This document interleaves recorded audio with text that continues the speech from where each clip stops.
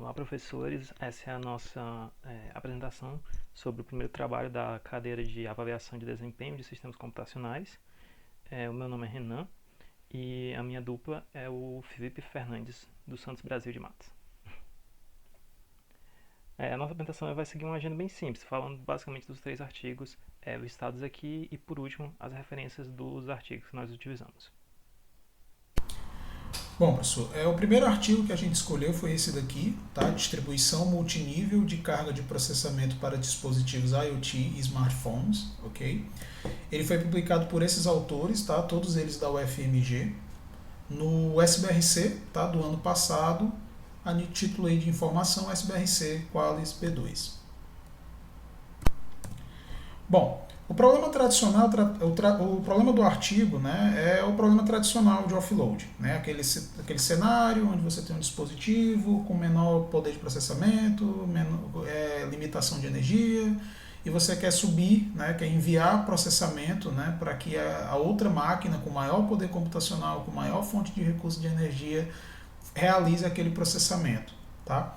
E o objetivo do artigo é, como também a maioria dos artigos relacionados ao offload, né? É propor, né, alguma técnica, alguma ferramenta que realize esse offload, tá? E permita, propicie, né, uma melhor qualidade, um menor tempo de resposta e uma maior economia de energia do dispositivo móvel.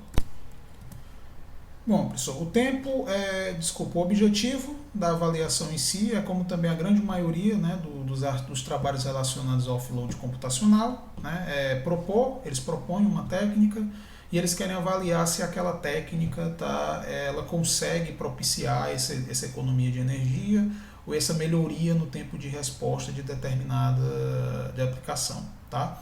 Para isso eles fizeram uma aferição, ok, como o teste que eles fizeram.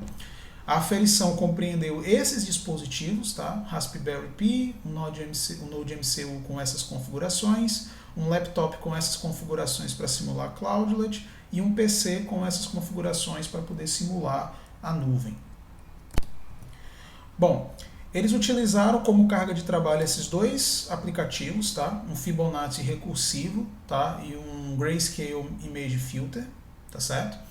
As métricas que eles utilizaram foram as métricas tradicionais de trabalhos de offload, né? Tempo de execução, né? Tempo de resposta e o consumo de energia proporcionado lá no dispositivo móvel.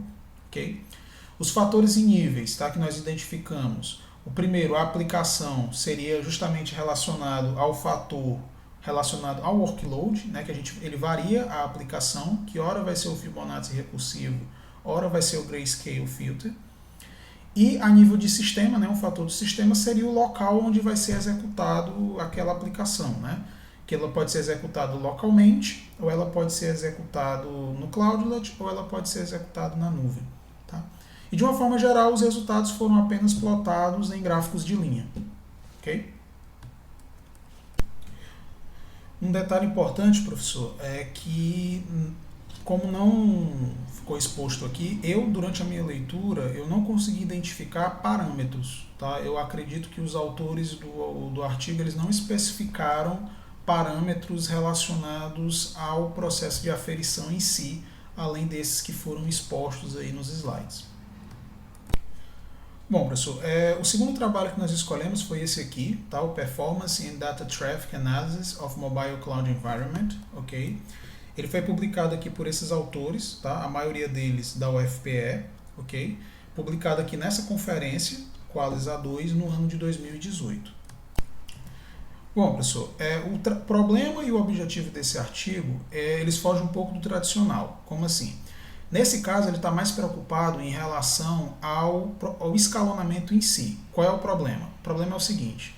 Ele diz que o usuário, né, quando ele realiza o offload, se aquele offload ele for feito, por exemplo, para uma nuvem, para um servidor que está sobrecarregado, ele pode trazer, por exemplo, questão de perca de qualidade de serviço para aquele usuário.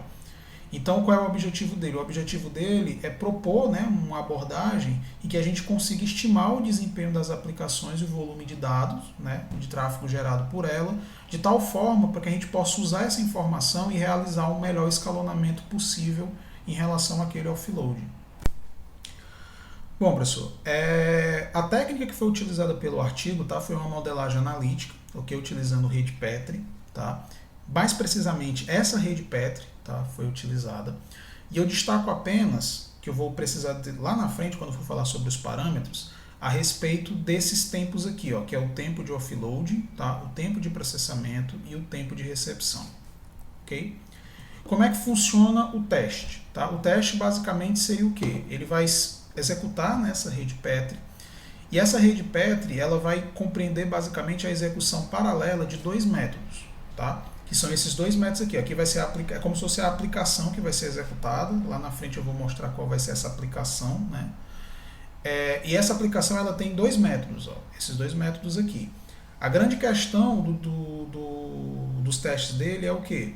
É executar esses métodos de forma paralela, mas aonde é que esse cara vai ser executado? Né? Os dois podem ser executados paralelamente localmente, ou paralelamente na nuvem, ou paralelamente um na nuvem e um no próprio dispositivo móvel. Ok? Bom, qual é a ideia, tá? Antes de executar essa rede Petri, tá, os autores eles meio que fizeram, pelo que eu entendi, tá, uma aferição bem simples, justamente para poder coletar os parâmetros de entrada necessários para que a gente possa executar o teste. Tá?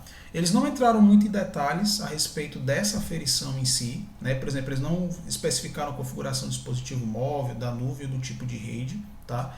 Eles simplesmente disseram que a carga de trabalho utilizada foi essa daqui, né? Essa aplicação, ok? E de lá eles coletaram algumas informações que vão ser úteis, né, para calcular os parâmetros de entrada da rede Petri.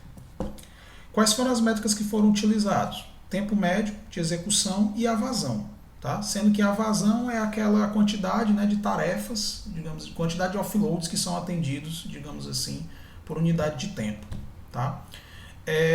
Os fatores, né, são justamente o tempo médio, a quantidade média de bytes enviada e a quantidade média de bytes recebidas. Tá? Detalhe, essa quantidade média e essa daqui, quando combinado com os fatores, tá, que é a largura de banda de offload e a largura de banda de recepção, elas geram exatamente esses valores aqui, ó, o tempo de offload e o tempo necessário para a recepção. Né? Então, ou seja, esse cara, junto com o conjunto desses dois, ele gera justamente os parâmetros de entrada da nossa rede Petri. Okay? Os fatores e níveis, tá? Primeiro, eu não identifiquei fator ou nível relacionado à carga de trabalho, apenas ao sistema, ok? E quais são os fatores? A largura de banda de offload e a largura de banda de recepção com esses respectivos níveis aqui. E os resultados, todos eles foram apresentados ou em tabelas, né, ou em gráficos de barra e gráficos de linha. Bom, por último, o último artigo que a gente escolheu foi esse aqui, intitulado Autonomic Computation Offloading in Mobile Edge for IoT Applications, por esses autores, e foi publicado na Future Generation Computing Systems de Qualis A1 em 2019. Tá? O problema tratado no artigo, ele volta ao clássico problema de offloading, onde o usuário quer fazer descarregamento da sua tarefa, mas a nuvem está muito, entre aspas, longe, e devido à alta latência e o delay gerados, isso afeta de forma negativa na aplicação que ele está executando, principalmente aqui voltado para IoT. Sabendo disso, o objetivo do artigo é propor uma solução que está mais perto do usuário, utilizando a Edge/a Fog. E para isso eles desenvolvem um framework baseado em Q-Learning. Bom, já na parte da avaliação de desempenho, o objetivo da avaliação de desempenho é justificar a necessidade do framework deles, baseado nas métricas de latência e eficácia de energia. Para realizar a avaliação de desempenho, eles utilizam simulação, mais especificadamente o MATLAB. No sistema deles é composto por três atores principais, são eles as Mobile Stations, que são os dispositivos móveis, os usuários. Você tem os Fog Nodes, que são, entre aspas, servidores que vão estar recebendo e processando os requests de offload feitos pelas Mobile Stations, só que eles vão estar no Edge, na Fog. E por último, os Cloud Nodes, que desempenham o mesmo papel dos Fog Nodes, só que eles estão na nuvem, mais longe do usuário. Beleza, para carga de trabalho, eles utilizaram apenas o NQueens. Para as métricas coletadas, eles coletaram o tempo de resposta e o consumo de energia. O tempo de resposta sendo o tempo total para o processamento da tarefa e o consumo de energia durante a requisição dessa tarefa, a execução dessa tarefa. Fatores e níveis. A quantidade, o fator para o NQueens seria a quantidade de rainhas usadas no NQueens, no problema do NQueens, que eles variam entre 5 e 8. A quantidade de nodes e VMs para processar as requisições dos dispositivos, que eles utilizam apenas 1, 2, 4 e 8 nodes barra VMs. E por último, o local de execução da tarefa, que ela pode ser tanto no próprio dispositivo, na FOG ou na nuvem. Por último, a apresentação desses resultados eles vêm em formas de gráfico de barra. Essas são as referências dos 3 artigos que nós utilizamos aqui. E é isso. Muito obrigado.